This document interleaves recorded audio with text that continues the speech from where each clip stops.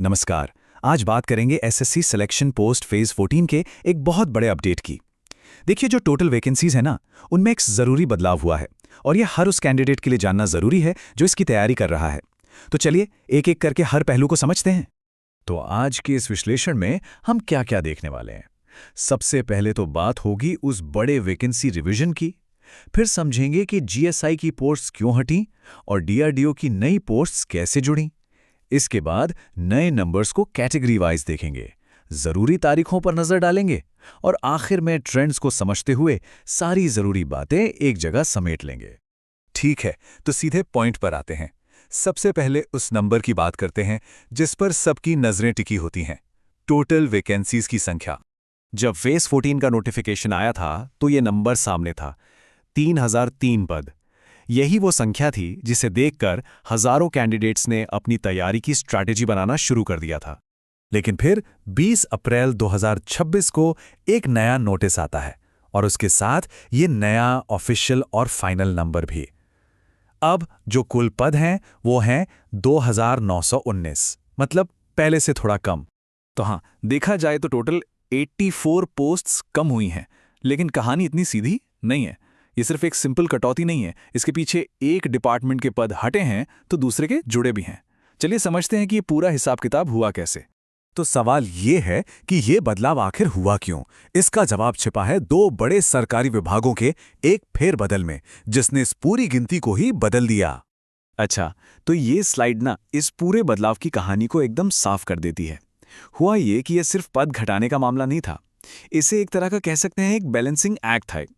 एक तरफ geological survey of India यानी जीएसआई ने 18 पोस्ट हटा ली, तो वहीं दूसरी तरफ डीआरडीओ मतलब defence research and development organisation ने 104 नई पोस्ट इसमें जोड़ दी।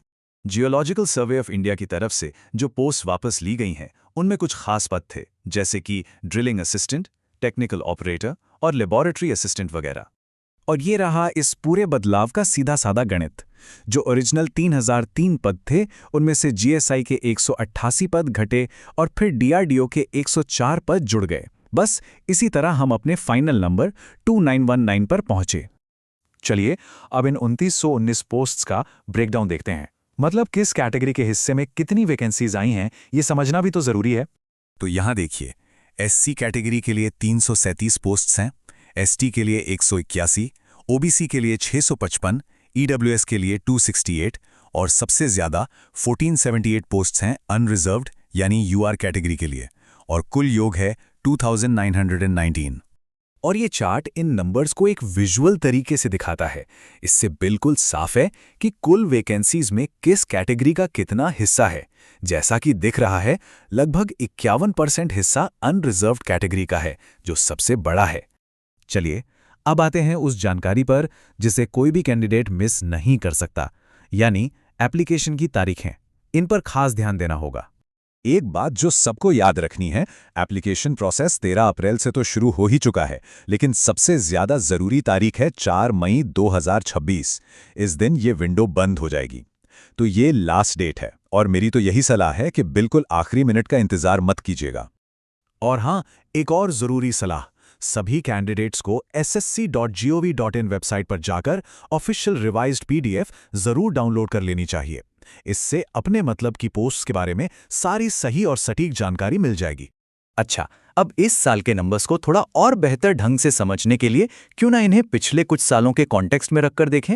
इससे एक बड़ी पिक्चर क्लियर होगी। जैसा कि ये चार्ट दिखा रहा है, पिछले कुछ सालों में वैकेंसीज के संख्या में काफी उतार चढ़ाव देखने को मिला है। 2023 में तो ये 5369 के अपने पीक पर थी। इस साल का नंबर यानी 2919 उस पीक से तो कम है, लेकिन 2024 के 2049 पदों से तो काफी ज्यादा बेहतर है। तो इस पूरे विश्लेषण के बाद ये चार बातें गांठ बांध दीजिए। पहली, फाइनल वैकेंसी काउंट है 2919। दूसरी, ये बदलाव जीएसआई की पोस्ट हटने और डीआरडीओ की पोस्ट जुड़ने की वजह से हुआ है। तीसरी, अप्लाई करने की लास्ट डेट 4 मई है। और चौथी और सबसे जरूरी बात, हमेशा ऑफिशियल पीडीएफ से ही जानकारी कंफर्म करें। तो अब हम इस पूरी बातचीत को एक सवाल के साथ खत्म करते हैं। जब फाइनल नंबर्स इतने क्लियर हैं, तो अब कैंडिडेट्स के लिए अपनी एप्लीकेशन स्ट्रैटेजी और तैयारी को फाइनल टच देने के लिए अगला कदम क्या होना चाहिए, इस पर सोचिए और अपनी तैयारी में जुट जाइए।